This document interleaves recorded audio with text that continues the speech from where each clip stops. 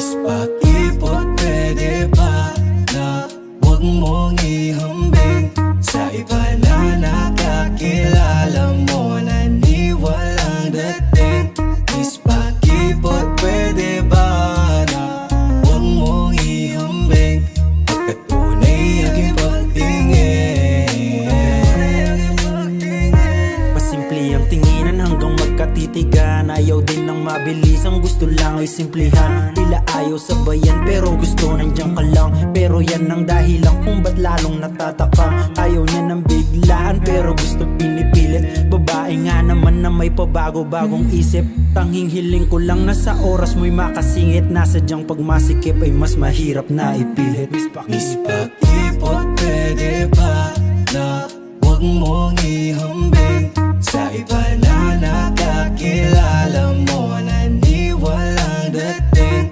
Miss Pakipot, pwede ba na huwag mong ihambing pagkatunay aking pagtingin.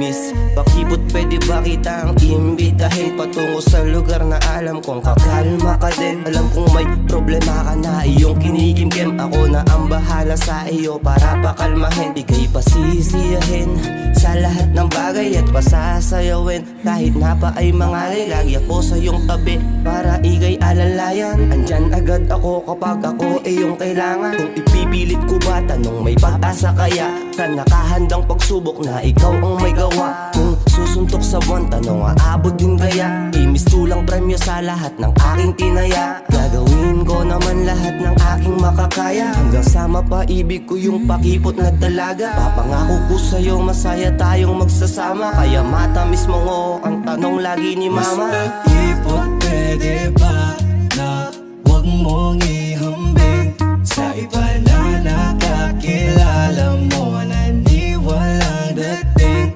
Miss Pakipot, pwede ba na huwag mong ihambing pagkatunay aking pagtingin.